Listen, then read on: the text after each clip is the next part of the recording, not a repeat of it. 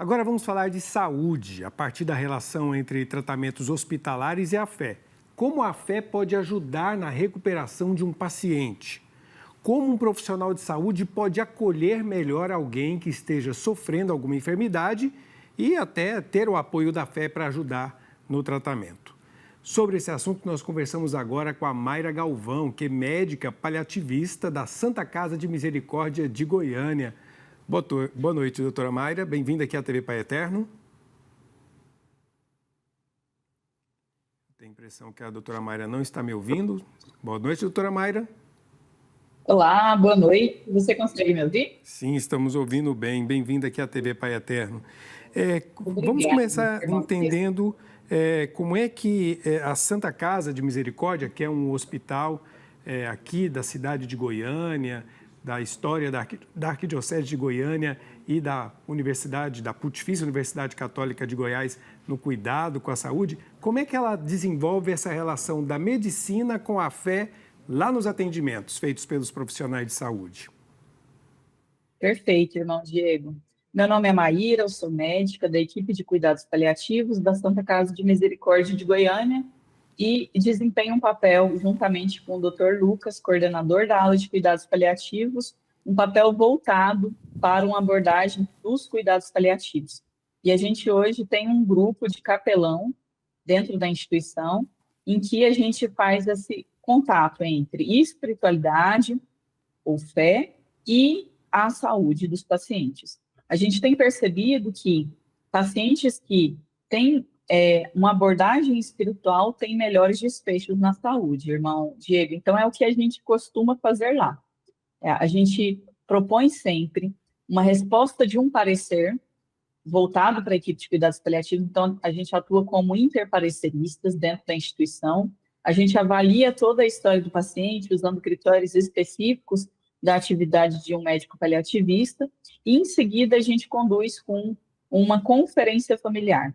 Nessa conferência familiar, a gente aplica o FICA, que é um questionário em que o profissional de saúde, e aí pode ser aplicado tanto pelo capelão, ou pelo médico, ou pelo enfermeiro, ou seja, qual for o profissional de saúde que está em atendimento, sobre qual que é a importância da fé para aquele paciente que está vivenciando o processo de adoecimento. Então, para a gente entender, doutora Mayra, né? A pronúncia correta. Isso, Maíra. Maíra, ok. Quando se faz esse protocolo, em nenhum momento, por conta da gente trazer essa perspectiva da espiritualidade da fé, se abre mão de alguma orientação profissional, técnica da medicina. É importante deixar isso muito claro, né? Perfeito.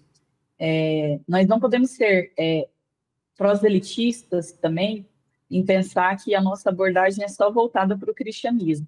A gente sabe que hoje, pelo IBGE, a população, 60% da população brasileira, quase 60% da população brasileira é católica e quase 30% é evangélico. Mas a gente também sabe que existem outras matrizes religiosas.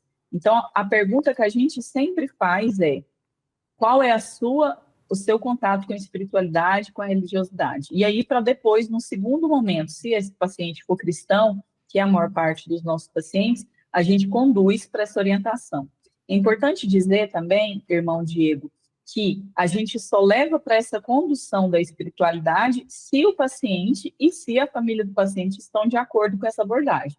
Ou seja, a gente não faz essa abordagem com pessoas que se definem como ateias, né? Hoje, a população brasileira, a cada 10 pessoas, 9 vão dizer que acreditam em Deus. Muito importante, porque estamos falando de um hospital, vamos dizer, não sei se existe essa expressão, um hospital confessional, né? Tem uma ligação com a Igreja Católica, mas não faz o proselitismo nem do catolicismo e nem do cristianismo e nem impõe nesse cuidado paliativo a espiritualidade. Respeita a condição da pessoa, né? E a liberdade da família. Mas como se fundamenta ou como se identifica essa influência da espiritualidade no cuidado e na recuperação do paciente? Perfeito. A gente tem estudo já bem fundamentado hoje na literatura médica que coloca que aliar-se uma abordagem espiritual e religiosa para um paciente que gostaria dessa abordagem tem melhores desfechos em saúde. E eu gostaria de trazer o modelo do professor Coing, de 2012, que ele traz que, seja qual for a estrutura da religiosidade, da espiritualidade, sendo ela organizacional ou não organizacional ou intrínseca do ser humano, ela leva a mediadores de saúde.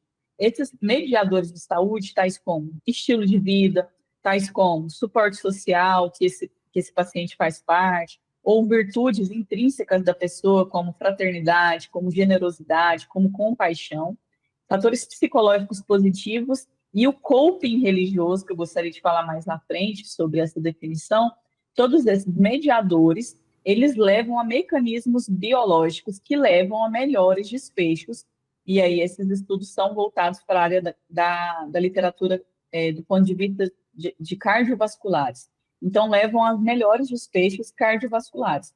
O que eu estou chegando e querendo concluir com toda essa explanação, esse modelo colocado pelo professor Coing, de 2012, é que pessoas que estão vivenciando um adoecimento e têm uma religiosidade e uma espiritualidade podem ter mediadores que configuram para mecanismos biológicos, aí da biologia do ser humano mesmo, que levam a desfechos melhores cardiovasculares. E isso foi estudado e comprovou-se menor risco de hipertensão arterial e descontrole dessa hipertensão, menor eventos de AVC e menor doenças coronarianas. Isso comprova que nós, profissionais de saúde, precisamos sim levar em consideração a configuração espiritual do paciente no cuidado de saúde, se a gente quiser contemplar todas as questões holísticas daquele paciente e daquele adoecimento. Nosso tempo, infelizmente, está curto, doutora. Eu queria só que a senhora aprofundasse um pouco mais esse aspecto, que eu creio que da parte do paciente, que é a parte fragilizada da história, da família, possa ter muita acolhida a essa perspectiva. Mas como os profissionais de saúde têm se aberto a sua perspectiva para aplicá-la? Perfeito. Hoje a gente tem um grupo de estudos de saúde e espiritualidade no Brasil inteiro, é um grupo grande. Inclusive, eu me respaldei para estudar esse assunto com o professor Júlio Tolentino, cardiologista, integrante da SOCERJ, que é a Sociedade Brasileira de Cardiologia do Rio de Janeiro, e ele traz um grupo bem robusto de médicos que fazem esse estudo de como a espiritualidade tem efeitos positivos nos indicadores de saúde. Eu gostaria de finalizar, irmão Diego, trazendo uma seguinte informação. O coping religioso, que é o que eu tentei reforçar nesses minutos de conversa com os senhores. Esse coping, do inglês, vem de dar conta de algo, enfrentar algo, ter resignação e força para uma condição que é ali estabelecida. Nesse contexto de saúde, a gente entende que o coping religioso positivo é aquele em que o paciente que está enfrentando um adoecimento, que seja uma doença ameaçadora de vida, que é o contexto dos cuidados paliativos, ou que seja qualquer outra doença, adoecimento que vivenciamos, ele pode pegar a religiosidade e sua espiritualidade como maneira de enfrentamento, e cientificamente é comprovado que esse paciente, que essa pessoa tem melhores desfechos na sua saúde. A gente já estourou o tempo, mas eu tenho que fazer essa pergunta, que nós falamos aqui da Santa Casa de Goiânia, Santa Casa de Misericórdia, mas essa abordagem também está presente em outros hospitais do país? Com certeza, com certeza. A gente tem na Santa Casa uma abordagem feita por a equipe de cuidados paliativos, por uma equipe multiprofissional, mas a gente também tem, por exemplo, grupos de cuidados paliativos que incorporam esse tipo de abordagem em outros hospitais. Aqui no nosso município, a gente tem, por exemplo, o GOL, coordenado pela doutora Uliana, e o HGG também, além do HC, que é o Hospital das Clínicas. Então, outros hospitais, ou seja, hospitais que nem estão ligados a uma